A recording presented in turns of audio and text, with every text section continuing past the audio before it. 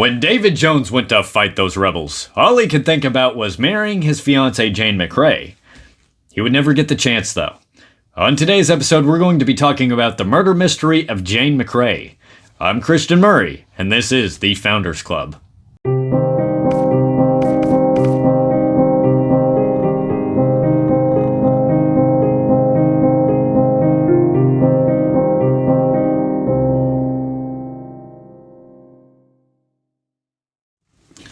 It's 1777, and the Revolutionary War is at full swing.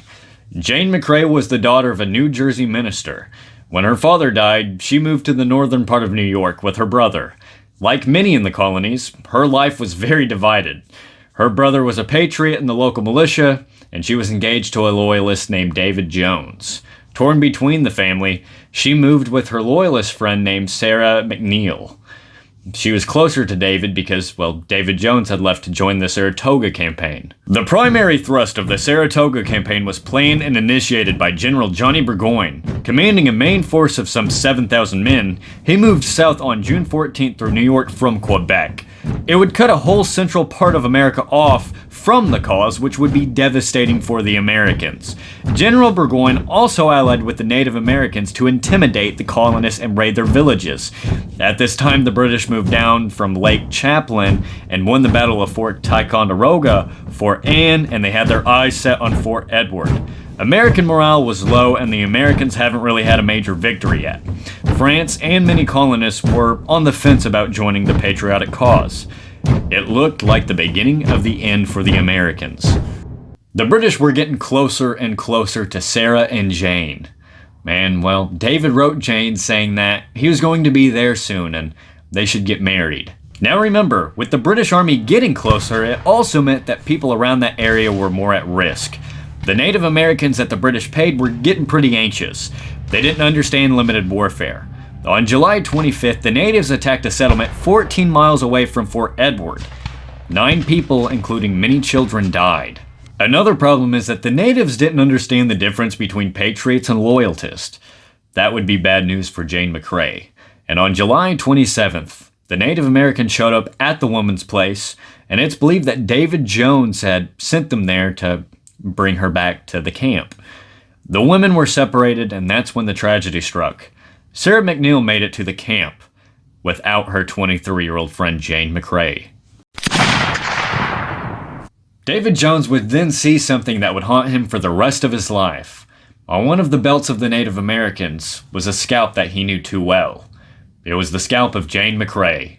Now there's actually 2 accounts of what happened. The first account is that the Native Americans quarreled over who was going to get the bounty, and in a fit of rage, one of them shot and scalped Jane McCrae.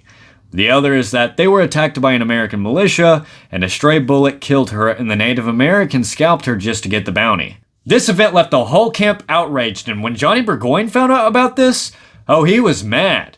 He went to the Native American camp and ordered that the culprit be delivered to him, and he be executed. Johnny Burgoyne actually didn't take action just in case the Native Americans would defect.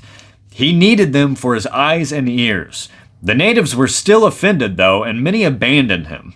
And because he actually didn't do anything and kind of was responsible for the whole tragedy, many of Burgoyne's men left to go back home to either the colonies or Canada. It's reported that David Jones buried his fiancée, ended his military career, and moved to Canada, never to marry again.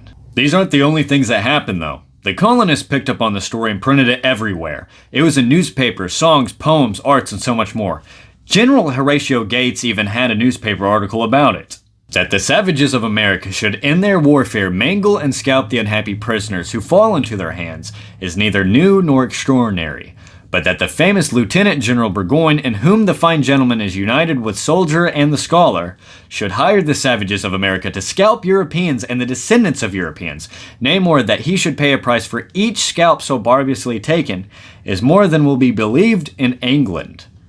Miss McCrae, a young lady lovely to the sight, of virtuous character and amiable disposition, engaged to be married to an officer of your army, was carried into the woods, and there scalped and mangled to the most shocking manner. The colonists were outraged. Any colonist that was on the fence at this point chose the Americans.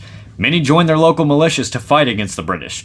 They thought if Jane McCrae, who was going to be married to a British soldier, couldn't be saved from the British, what chance did they have? Burgoyne finally captured Fort Edward, and in September at Freeman's Farm, 7,500 British clashed with 9,000 Americans. The battle was a stalemate.